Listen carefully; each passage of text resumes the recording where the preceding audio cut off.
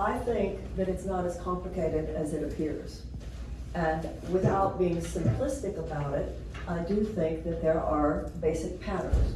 And those patterns have to do with what has happened historically in this country, particularly over the last 40 years. And when you look at what has happened over the last 40 years in this country, then in my view of things, it becomes pretty clear that a set of very bad public policies got us to where we are, and very good public policies can help unravel the problems of where we are. We need a season of repair. We are a wounded nation. We are wounded economically, we are wounded politically, and in many ways we are wounded socially.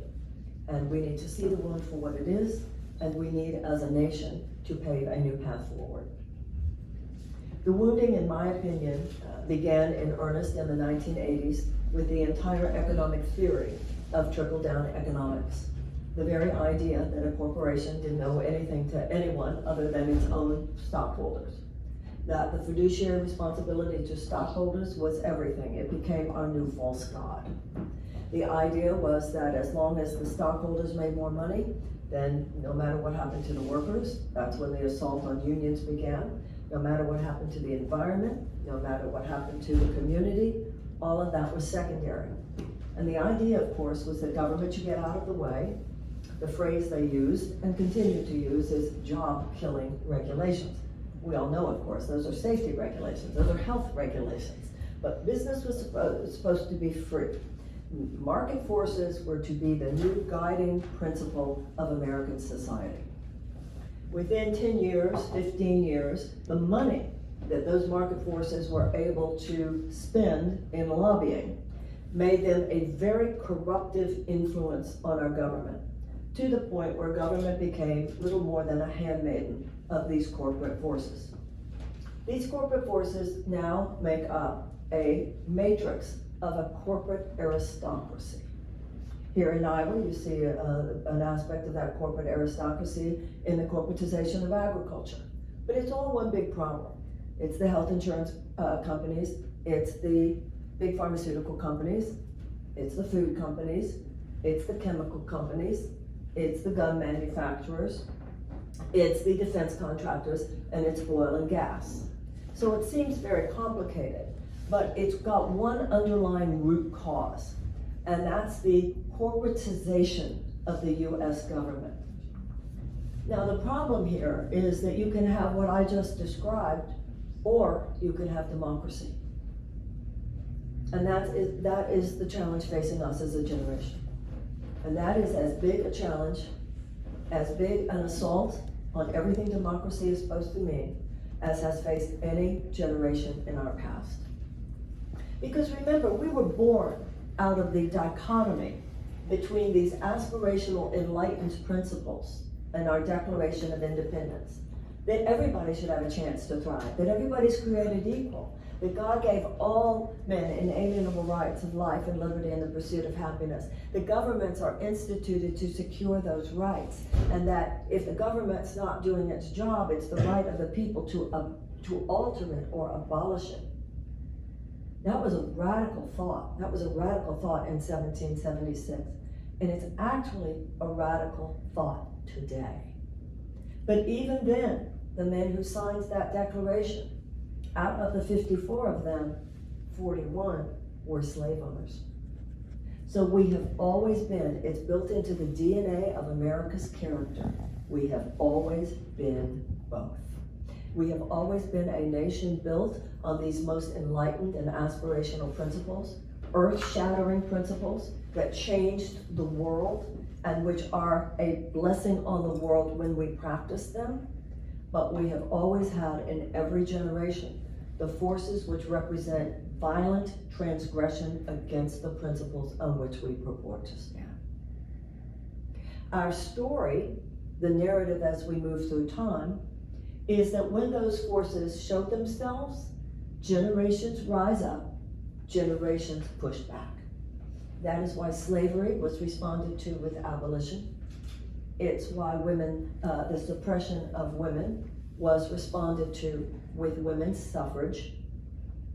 It's why segregation in the American South was responded to with the civil rights movement. In none of those cases did the government initiate the change. In all three cases, abolition, women's suffrage, and civil rights, the change happened because people rose up and people stepped in. I'm running for president because we are facing in our time as institutionalized an assault on the underpinnings of America, the underpinnings of American democracy, as any generation has faced before, and it is time once again for the people to step in. Whether it has to do with health insurance companies and big pharmaceutical companies and their short-term profit maximization, which is what our government serves more than it serves us, being responsible for the fact that we do not have universal health care. Whether it's food companies and chemical companies and oil and gas and big agriculture being responsible. The government being more concerned with advocating for their short-term profits than for us. There's a lot of suffering of the Iowa farmer that comes from that. There's a lot of contamination in our water that comes from that. There's a lot of carcinogens in our food that comes from that. There are a lot of toxins in our air that comes from that. Whether it has to do with the fact that our government works more to advocate for short-term profits for gun manufacturers than the safety of our children. That we have millions and millions and millions of children who are living with trauma. I don't know what we think is gonna be, I don't know where we think these kids are gonna be in 20 years. I don't think any of us went to school when we were kids praying every day that this wouldn't be a day when we got shot. The trauma of these children. And not only is it the trauma of these children regarding gun safety, it's the trauma of these children regarding the fact that 13 million of our children are hungry. We have 100,000 homeless children. We have children, millions of children in the United States who go to school every single day, not only hungry, but also in classrooms where they don't even have the adequate school supplies with which to teach a child to read. And if a child cannot learn to read by the age of 8, then the chances of high school graduation are drastically decreased, and the chances of incarceration are drastically increased. It is immoral the way we base our educational funding on property taxes. And we have millions of American children who have been labeled as victims of PTSD that is no less severe than the PTSD of a returning veteran from Afghanistan and Iraq. But their despair is simply normalized by our government because our government is not currently acting to serve its people. The government, because of the undue influence of money, particularly corporate money, on our governmental functioning, it's so busy passing laws through tax cuts and subsidies and so forth that increase short-term profit maximization for those huge multinational corporate entities that, hey, it just normalizes the despair of those children. Hey, those children aren't old enough to vote, so they're not a constituency. They're not old enough to work, so they don't have any financial leverage. How can they possibly compete with all the clout of the corporate forces whose money dominates Washington? And that is the problem that we have here, ladies and gentlemen. This is not how a democracy reforms. This is not a government of the people, by the people, and for the people. Those children are the people. This is not a government of the people, by the people, for the people. We might say that, but it's time for all of us to awaken from our magical thinking, because we're not that now. We are a government of a few of the people, by a few of the people, and for a few of the people. We are a government of, by, and for huge multinational corporate interests. And it is at the expense of the Iowa farmer, it is at the expense of the American child, it is the expense of the elderly in this country, it is at the expense of the planet on which we live and the environmental crisis, it is at the expense of the possibility of peace on earth. And none of this will change until the people step in. And a political status quo is not going to change itself. A political status quo perpetuates itself. A political status quo perpetuates itself. You make me president, I'll tell you what I'll do, because I don't want anybody saying later, she didn't tell us she was going to do that. Oh, I want to tell you exactly what I want to do. Number one, I want to repeal that 2017 tax cut. $2 trillion, where 83 cents of every dollar went to the richest individuals and corporations. And that is since the 1980s, we have been creating, and everybody knows this, I'm not telling, this is the thing, this is where we are in the United States. I'm not saying anything here that everybody doesn't already know. I'm not telling you anything you don't already know. Maybe a few things I say in my talk here today will be a detail here or there that you didn't know. But we know this. This is not a moment. The moment in American history is not about us waking up and knowing. It's about us owning what we know and doing something about what we know. And not just kind of sort of doing something about what we know. And not continuing to look to the problem creators as our problem solvers. That's the moment that we're in. So the issue here, you have that 2017 tax cut. Let's repeal that tax cut. 83 cents of every dollar to the very richest. Or individuals and corporations, even though there is no evidence that has ever been produced that it would even pay for itself, much less genuinely stimulate the economy. We should put back in the middle class tax cut, however, because the middle class tax cut I think should have been there to begin with. Next thing we do, we will end these corporate subsidies. $26 billion to oil and gas alone last year. And when we talk about farm subsidies, nobody here should really think that these are subsidies that have so much with helping the Iowa farmer so much as it has to do with helping huge corporate conglomerates of agriculture that have actually decimated the beauty and the dignity of farming in the United States. The next thing we should do is to look to our military spending. And listen, my father fought in World War II. I'm a big fan. I think we should all have respect for the U.S. military. But we should also not be fooled, because the U.S. military budget is not just what the military says they need. I think the U.S. military should have every dollar they say they need for legitimate security. But there's hundreds of billions of dollars on top of that. It's not about American security, but it's about increasing short-term profits for defense contractors.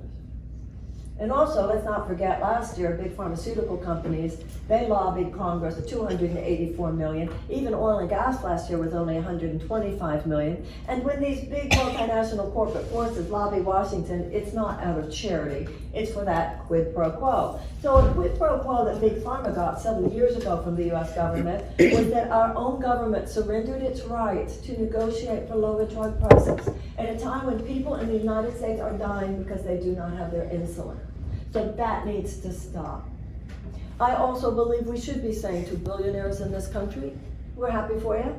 Hey, if you made it righteously, you wouldn't be in hell. However, 3% tax on those assets, please. And I don't think any of us have to worry about it because they won't notice.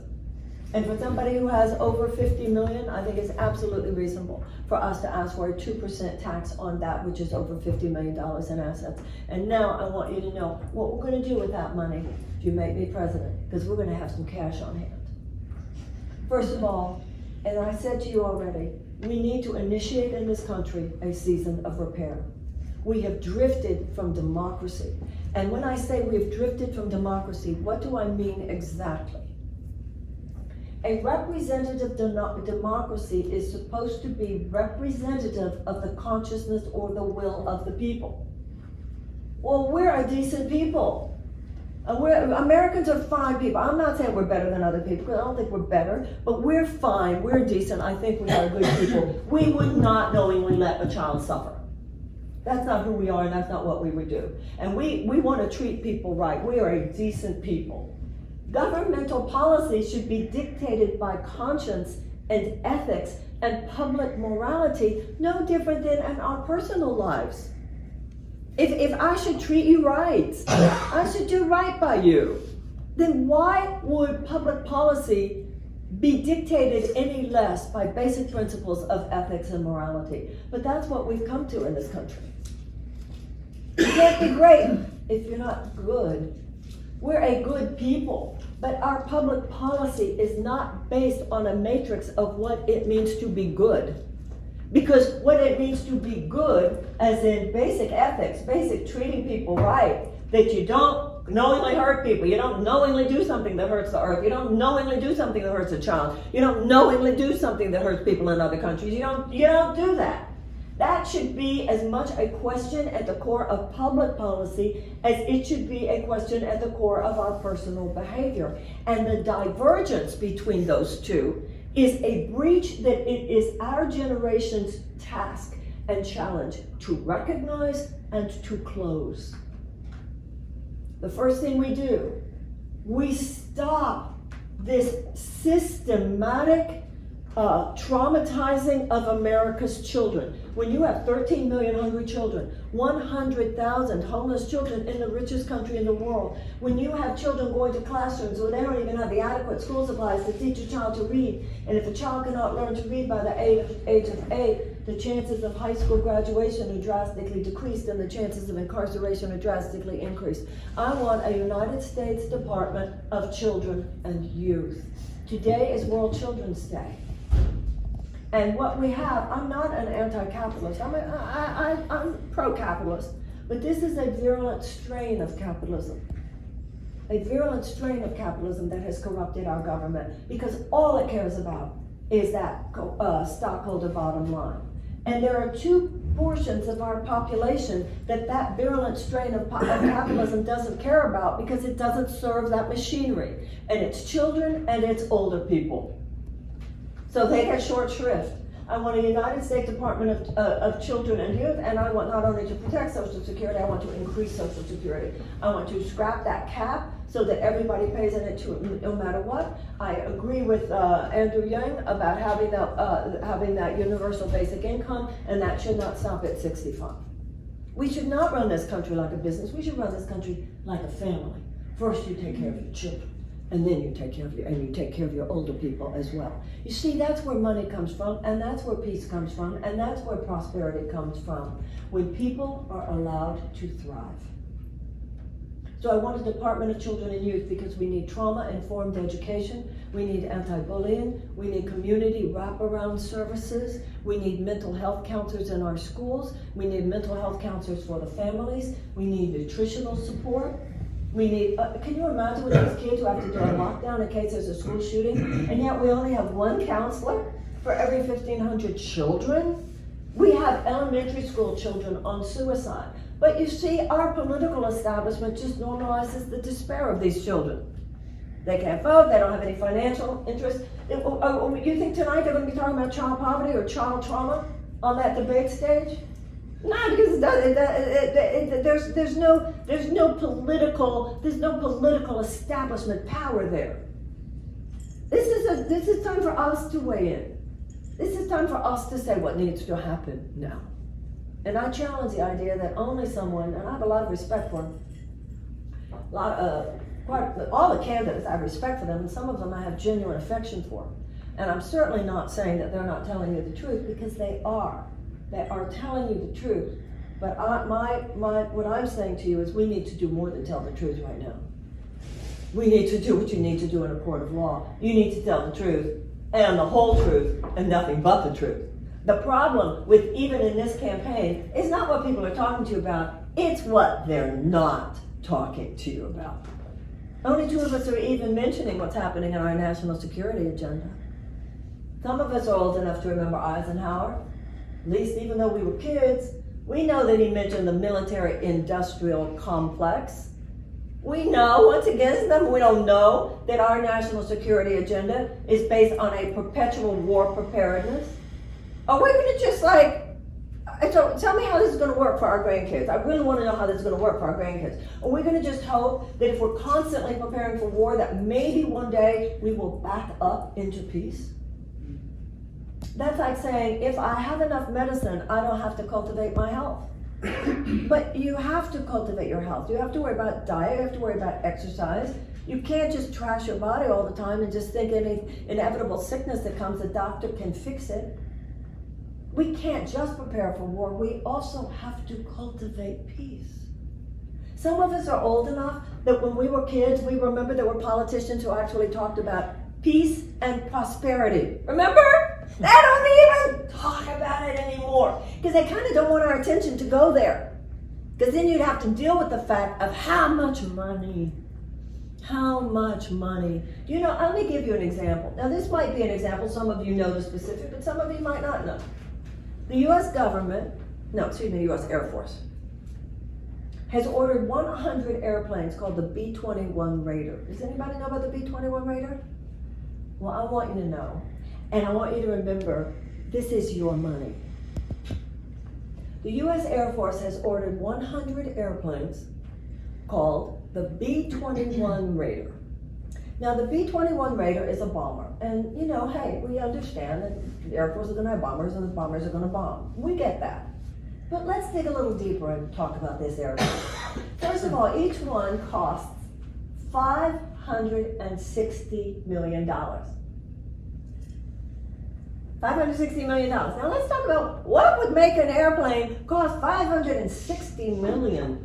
Well, it drops bombs. We understand about dropping bombs, but it doesn't just drop conventional bombs. It drops nuclear bombs. 100 of them. 100 of them. 100 airplanes that drop nuclear bombs. So could you maybe tell me, because maybe I'm just a dumb girl and I don't get it. I don't get why we need 100 airplanes that drop nuclear bombs. Because you drop 5 of those, because let's remember now, and the United States has about 7,000 of them. But the smallest nuclear bomb that exists on the planet today makes Nagasaki and Hiroshima look like a pinprick. You drop 5 of those, it's over for civilization as we know it. You drop 10 of those, it's over, period. But we need 100 of them. Well, we have 93 million people living in near poverty, tens of millions of people living every single day with chronic economic anxiety, every day with the tension of not knowing what will happen if my kids get sick or if I get sick, not knowing how they will send their kids to college, not knowing how they will get out from under those college loans, having to work more than one job a day, getting home at night, no bandwidth, no time, no energy to be there for their partner, for their family, to the children who want mommy or daddy or granddaddy or grandmommy to sit to read them a story before they go to bed.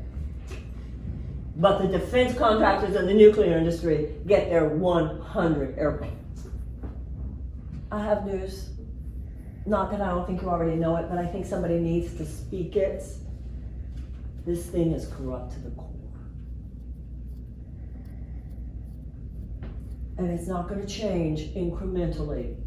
It's not going to change with one policy shift here and one policy shift there. This has been going on for 40 years. And ladies and gentlemen, let me tell you something else. Donald Trump did not create all of this. All of this created Donald Trump. And so for those of us who are Democrats, we're not going to solve all our problems just because we defeat him, although today, with everything going on in impeachment, who knows? If he'll even, who knows what's going to happen. But even if it's not him, they have so many lined up behind him. Just that, the Donald Trump and the Donald Trumps of the world are a symptom. We have to get to the root cause of this. We have to recognize how bad it is. Now, this is the interesting thing. See, what I've done with people for 35 years, this has been my career, is I work with people in times of crisis. That's what my career is.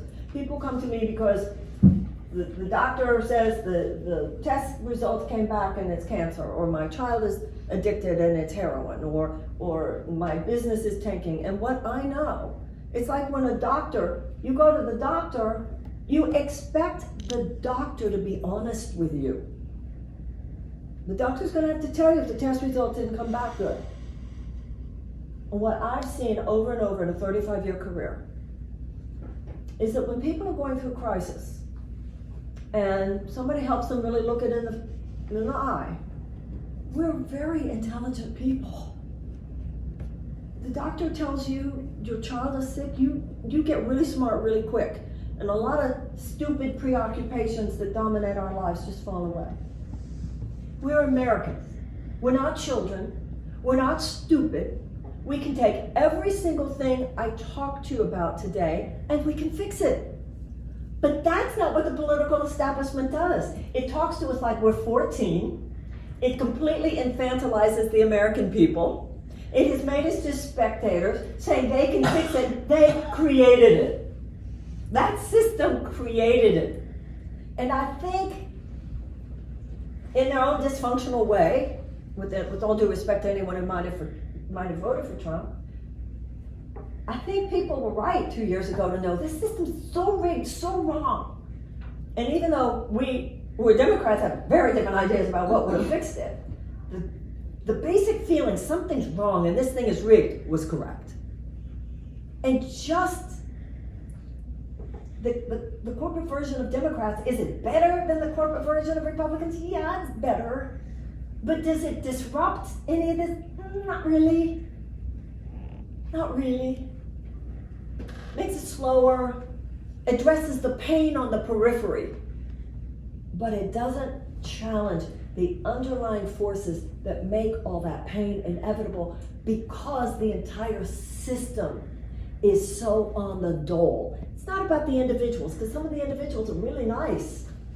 And I've known some very nice politicians. I mean, this is not about individuals. It's the entire system. We need somebody to come in there and just give a whole chiropractic adjustment.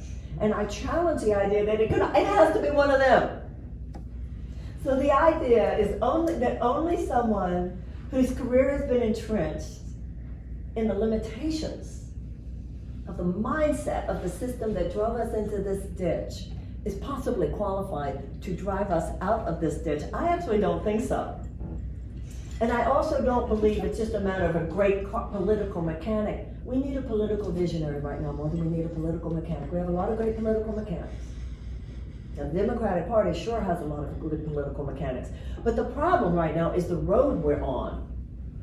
That's the problem. And the best car mechanic in the world doesn't necessarily know what the road is that best takes you to Cleveland. So, I want a Department of Children and Youth. I want a Department of Peace. I want the peace builders to have equal weight in our national security agenda as our military. I see our military like a surgeon. Do we need a good surgeon on hand? Absolutely we do. Well, of course we do. But you avoid surgery if you can. So what we need is right now we have a $760 billion military budget and we have a $40 billion State Department budget. And within the State Department, we have $17 billion that goes to something called the USAID, which is Humanitarian Assistance and Long-Term Development. And then in addition to that, within the State Department, we have $1 billion, less than $1 billion, which is our peace-building agencies. The main core of peace building is education and economic development. All public policy. And if you make me president, the core issue for me in all public policy, whether it is domestic or international, should be what helps people thrive. And we should see large groups of desperate people as a national security risk. So when you talk about these peace building agencies, this is true anywhere in the world. It's true in a corner of the United States. It's in a corner, another corner of the world. When you have these four factors present, statistically, there's a higher incidence of peace and a lower incidence of conflict.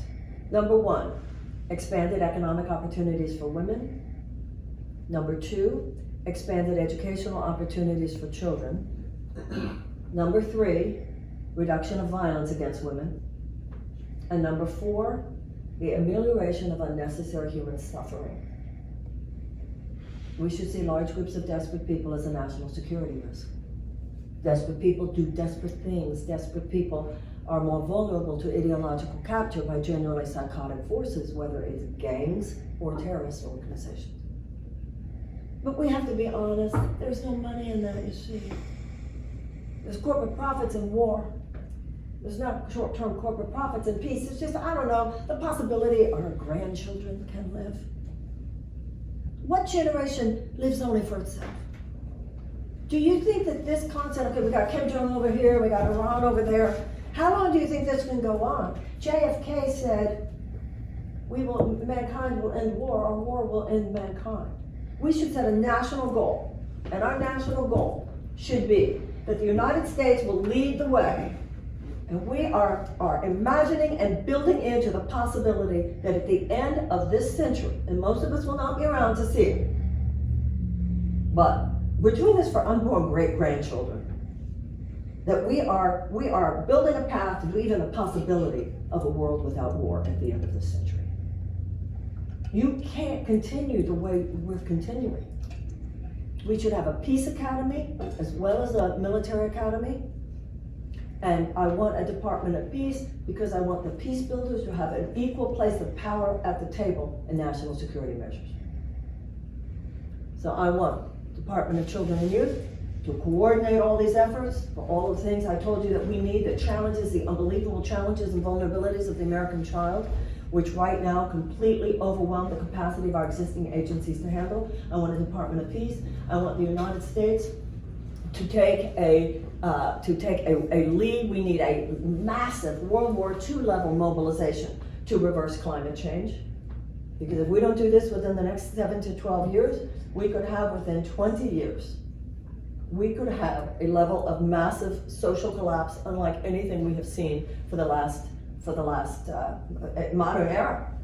If we don't sequester that carbon, if we don't reforest, if we don't deal with those factory farms, if we don't develop quickly enough of the green energy, if we don't move from majority economy to a clean economy, we could have within 20 years entire swaths of countries, possibly even continents, that are literally uninhabitable because of the heat.